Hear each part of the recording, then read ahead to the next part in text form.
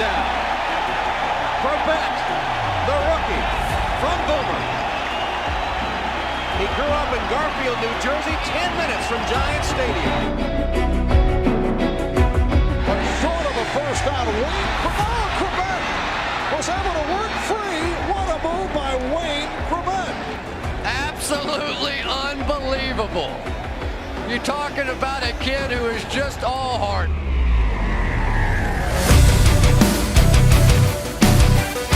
Welcome to the Underdog Jets podcast with Wayne Corbett and Robbie Sabo.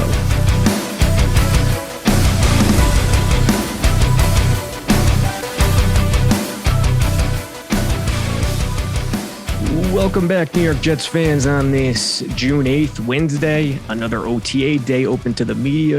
An exciting one too. Zach Wilson had a strong day. We'll get into it a little bit with him. Garrett Wilson, he had a strong day as well. He got hurt on one play, but rest assured he is fine. The Jets said so after practice. Sauce Gardner, we got a lot on him as well. The big heavies, offensive lineman, hitting the two-man sled, getting after it. And to discuss it with me is number 80, Wayne. How's everything? Everything is great. Looking forward to hearing about what you saw out there today. Yeah, I'm going to have to get your opinion on a few things that we saw. Number one, Sauce Gardner is everywhere. I mean, he's just a magnet for the football, for not attention that he's seeking, but attention on the football field, where you look down there, you look across the way, it doesn't matter how close you are, and you go, yeah, Sauce is in the middle of the play. And that's just the type of corner he is. We're going to show a video here for the YouTube people. Sauce, he was wearing those oven mitt type gloves in the positionals when the DBs broke off. I don't know if the safeties were with them. I think it was just corners.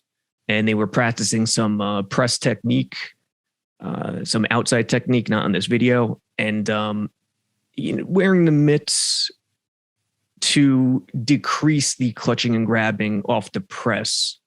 Anyone from your experience wear those big hamburger helper mitts in practice to decrease that clutching and grabbing? No, I think that's a newer kind of thing, but certainly makes sense. You want to get used to grabbing, but the big thing about it is just changing, the stride of receivers when they're running on you. And you could do that without using your hands, but it's smart. Because you can get away with a little more in the pros and college, but certainly you don't want to get a bad penalty at a bad time. Yeah, here it is for people watching on YouTube or Facebook or wherever you might listen to us. Those hamburger helper, you could take the turkey out of the oven, no problem with those things. You know what? It just makes them more work on his footwork and breaking on the ball and stuff like that. So maybe more guys should pick up on that on the team, because certainly it can't help at this point, when you're just in shorts and t-shirts. Yeah, I kind of liken it to the basketball player dribbling a tennis ball instead of a basketball. Right. It's not exactly the same thing, but you're just trying to simulate a tougher experience. Yeah, but when he takes those things off and he's able to use his hands, it's just going to be that much better, his footwork and everything. Right. I mean, we'll see. And that was one of the, I don't want to call it downsides, but one of the call outs about him, that he would grab and press. He would use those hands. He would get a little handsy. And to see, at this level in the NFL, you can get away with it at times in this era is very tough. But a lot of that is based on reputation, and he's going to have to build that reputation up. Yeah. You don't want to go in there and being known as a grabber right off the bat, and against veteran receivers, he might not get the benefit of the doubt to begin with. So taking every measure he can to, start off being known as a clean player is certainly important to the rest, because that stuff does matter. Yeah. Guys out there, the pros out there, they all, Pro Bowl receivers, once they start complaining, I know, for a flag, they might get a call on one of these plays. So certainly, he's got to go in there and use his footwork more than anything. Yeah, you get Tom Brady and these veteran quarterbacks yelling at the refs too.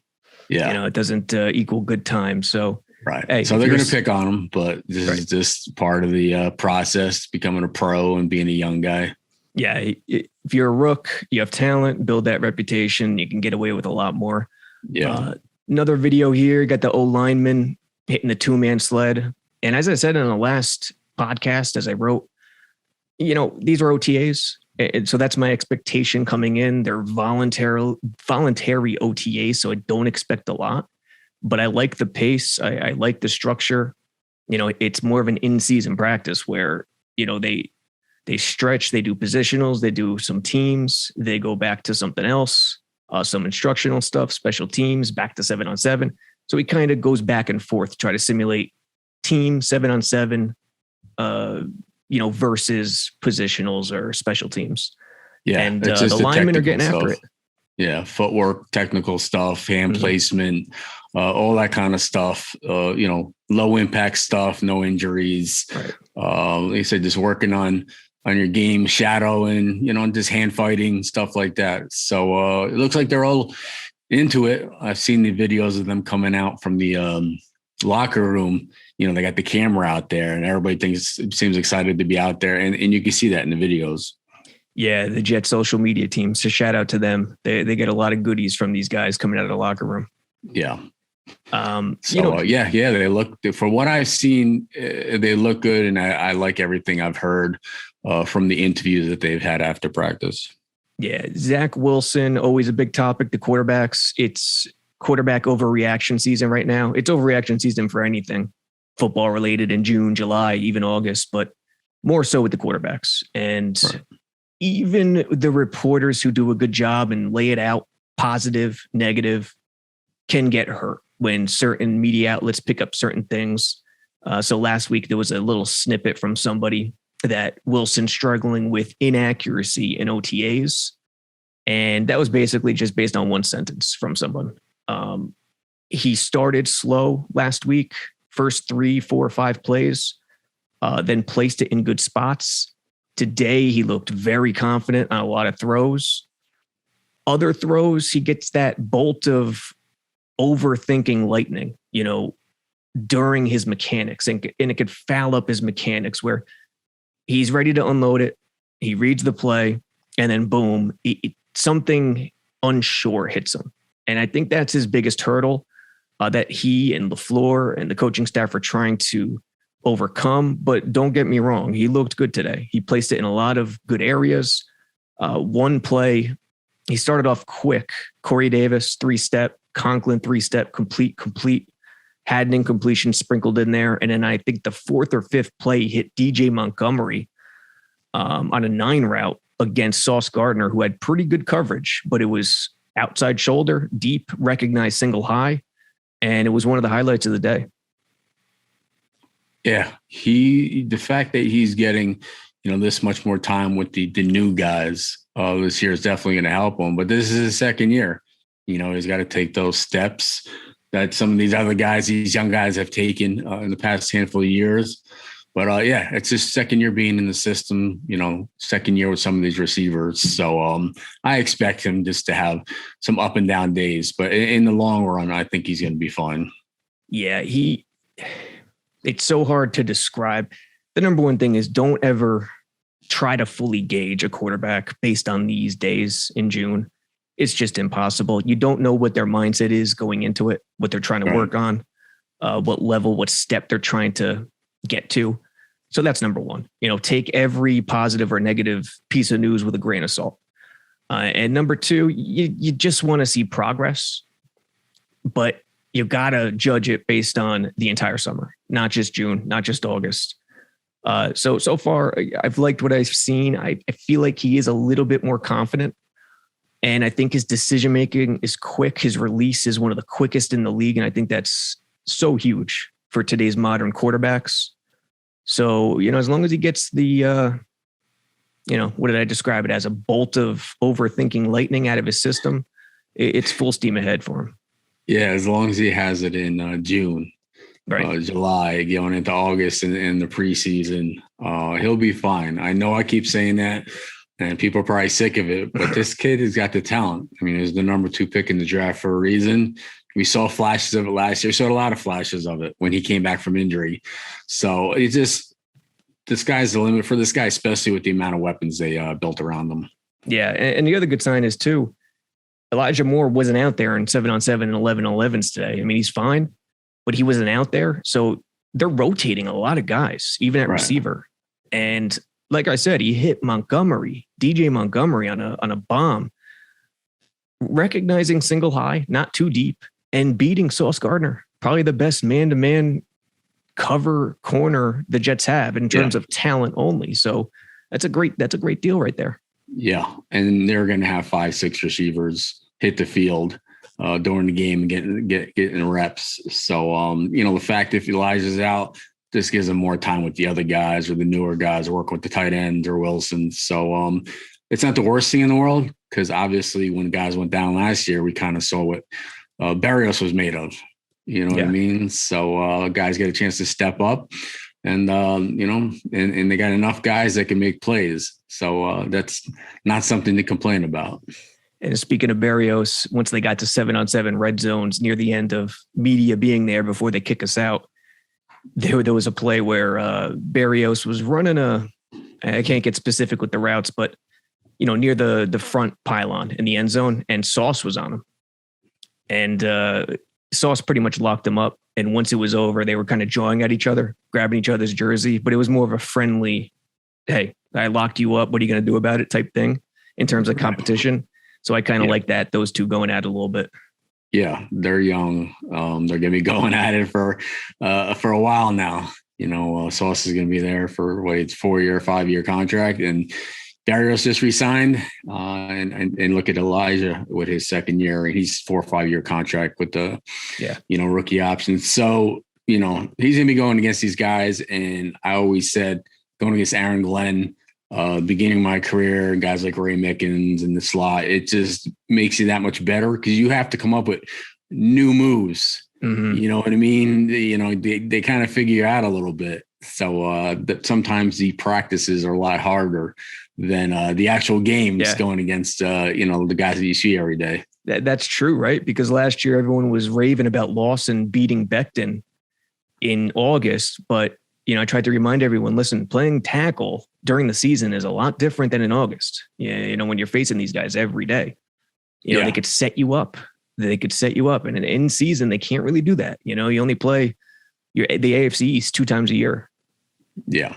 And the way you rotate guys and you get matched up with every different DB and the 1-on-1, 7-on-7, it just gives you a chance to see different techniques. So when Sunday comes, you're not surprised by anything you see. You've seen it already, every day from training camp through the season. Speaking of that, the mix-up with Barrios and Sauce, and it wasn't a fight. I'm not classifying it as a fight. It was more of a friendly banter, face mask to face mask for all to see. Like, I'm going to get you next time. Were there any instances you can remember where you got in the mix with a teammate? Not really too much. Mm-hmm. It's, not my style. I mean, I wasn't like big of a draw. I rather show it with my game, but a little feistiness. You go against the guys, same guys all year, little shoving matches, but never any all out brawls. Generally, that's the linemen who get sick of each other, lean on each other, and hands to the face and all that stuff. Those are the biggest explosions as far as fights, during the year in the training camp. But some coaches let them fight, and some coaches I see stop it. Yeah. So, it's just, it is what it is. It's part of, spending so much time against sick of each other. But, it's healthy as long as you don't do it during the game. What was it? Ray Mickens took one look at an angry Corbett and started running the other way. Was that what happened? No. We and him had good, competition, which helped me in the game. But, it's just, I always say he held a lot in practice, which is good. You can get away with hands off you and hand fighting and stuff like that. Yeah. So, like I said, these guys who are young or new, they're just going to get better. Like I said, going against the same competition every day. Yeah. And speaking of the oven mitts and clutching and grabbing, listen, if you can get away with it and you could coach it to a point where you know the league, that's good coaching. That's good play. That's how it works. Yeah. So, they're going to be off better for it. And like I said, it's fresh now, they're happy to be out there. But once they start seeing the same faces on the field and meetings and, video at food, I mean, that's when, tempers get going. And, like I say, it's healthy, but you're going to see them get a lot more competitive once training camp starts for real. Yeah. So the guy's not in action today. As I said, Elijah Moore, he's fine. Garrett Wilson had a good day. We didn't talk about him yet. He crisp routes, making catches in a lot of areas in the field. A lot of different quarterbacks too. Remember the rotation. He limped off. I think it was either 7-on-7 or 11-on-11, but he's fine. Lawson was working alone, so he's okay. He's out there. He's looking pretty good. As I said, Becton still not there, but he is expected to be there for mandatory mini camp next week. Okay. Yeah. So we'll have a full squad soon. And like I said, this is the most important time for instructional learning this, learning the offense, learning the defense, little nuances. Because once training camp comes, it goes fast. And then you got to take it on the field, with the preseason games. And before you know it, you're in week 1. So they might as well enjoy now, good coaching moments because, like I said, it goes fast once you get to camp. And, we talked about the first 4 games of the year. They got to start off fast. We're talking about the schedule a little bit so we can get into that. Yeah. I wonder if it goes quicker now where it's lighter or it went quicker back in the day where there were 2-a-days each day. I think 2-a-days kind of drags. Yeah. So, you got 2 practices, it just goes on forever. So these days they got it nice. They don't even have to hit till every 3rd day. Yeah. So I'm sure it goes a lot quicker, but the dreads of training camp when I was there, they don't even know what that's like. Even high school coaches in the 90s telling us the water is your enemy. The water is for the weak. Not that way anymore. All right. Who do we have? So schedule, we'll wrap up by looking at the schedule, and it's critical based on these first 4 games, as Wayne mentioned, because they all are an AFC North opponents. And, at home against Baltimore, September 11th, it's going to be energy, 9/11 day. Everyone knows what that means. Week 2 at Cleveland. Will Deshaun Watson be playing? That's a major storyline right now. He recently made his Twitter profile private. What does that mean? Who the hell knows? Nobody does know. There are rumors about a suspension. Baker Mayfield's still there. Who the hell knows? Well, I mean, that's the hot topic on is he going to be suspended or not? Obviously, 23rd, 24th, 25th, a woman came out and had claims against him. So, only he knows the truth about what happened. So, I hope he's just honest. He must have been honest with the Browns based on the fact of how much they gave up for him. And they must have a pretty good idea whether he's going to be suspended or not. But they still have Baker there, which is a nice fallback plan. But, he got a lot of money to come in there. So if he can play, they're going to have him out there. In those days when, Jets fans and the Jets rumors for Deshaun Watson feel like 10 years ago now. I'll tell you that. Yeah, well, I'm glad they didn't even entertain, get too serious about that. It's not worth, even if he's cleared everything, it still sticks. Yeah. People still, are going to look at him and remember, the claims by, all these defendants. So I don't know. The sooner you get it behind him, the better. But like I said, that's just going to stick with him the rest of his career, rest of his life. Yeah. And if you're a fantasy player, that's a tricky spot too. I'll tell you that, you might get a value, but we'll see. We'll see what happens. So at this point, I'm done with it. I'm done listening to everything about it. It's talked about so much. If he plays, he plays. If not, Baker's suitable fill-in.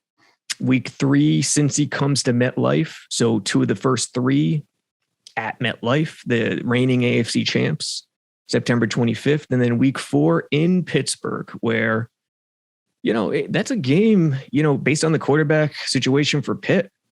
they could easily win. And those first 4, AFC North, then you got Miami, then at Green Bay, then at Denver. Those first 4, Wayne, with that AFC North, it's so unique. I've never seen anything like it. What would you expect in terms of record-wise coming out of those first 4 weeks? Well, obviously the first week is a tough one against the Ravens, but the chance to open up at home is a huge thing. The crowd's going to be in there. Everybody's going to be into it. So that gives them a little edge in there. The Browns, I think they could go in there and win. I mean, it's a good home field advantage, but you have to win some games on the road to compete in this league. And I think that's one they can get. Obviously the Bengals, having them home is an advantage again. Are they a 1-year wonder for what they did last year? Maybe not. But, to get those 2 at home is nice. But, at Pittsburgh, like I said, you got to win some of these away games. And I just think, with Pickett, I don't know if he's starting the draft pick or not, but I can't see why they can't win the Steelers-Browns game and be very competitive in the other 2. Yeah. So if you could start off, 2-2 in the first quarter, that's okay. That's good versus these 4 teams. But, if you can go 3-1 and come out that way, it's even better. Yeah, that's exactly what I was thinking. 2-2, you'd be happy with that, considering how good that division is on paper. And I know the Jets beat Cincy last year, the Mike White game on Halloween, but still, AFC North is tough. Again, I still can't believe there's no AFC East teams in there, but hey, it is what it is. You can't, if you're a coach, player, you can't worry about the schedule. You just got to play who's on the slate and go from there. So we'll see. We'll know more about what these teams are offering up going in training camp, how their young guys and draft picks and free agents are getting acclimated to the new teams. So I'm sure a lot of the news is going to change over the next 2 months. But as far as right now, I definitely think they line up. They match up well with all 4 of those teams. Absolutely. As far as us, the Underdog Jets podcast, check us out. iTunes, rate and review. It's the best thing you can do. Share the YouTube video. If you're looking at the screen again, go to the Underdog Jets podcast page and use discount code 80, which will get you a nice discount to JetX. You can get one of these 4 photos. And Wayne, I'm going to have to get more from you because pretty much done. I'm running out. And the next virtual meet and greet is going to be July 25th, right on the eve of training camp. I think training camp might have started already. I got to check the dates, but it lines up perfectly there. So any fans, you want to ask Wayne a question, have some friendly banter over 30, 45 minutes, sign up for this. Use discount code 80 and sign up for the virtual meet and greet. And away we go. And once we start getting stuff ironed out, we'll start doing more live podcasts that people can come on and comment and ask questions. So just appreciate everybody signing up, the promo code 80, and look forward obviously to another week in news and joining you next week. Absolutely. Do you have an event coming up too? I thought I saw something on Instagram. I will be up in Queensbury, New York, up by Lake George, doing an event for Operation Santa Claus. Okay. At Oak 40. It's a bar restaurant for a great cause. And looking forward to being up there because I know there's a lot of Jets fans up there. Yeah. And I never get a chance to get up there. So hopefully people can come out, be a nice Friday night, kind of like before Father's Day, for people to come out with the family for a great cause. So hopefully I see some people there. Yeah. We used to go to Lake George and camp on one of the islands on the lake. Yeah. As a kid. It was great times. And you're right. There's a lot of Jets fans up there. Yeah. So looking forward to it. All right, Wayne, until next time. And also for you fantasy folks and betting folks, we're going to get into a lot of that too in the coming weeks. So stay tuned. Wayne, until next time, we'll catch you guys later. Right.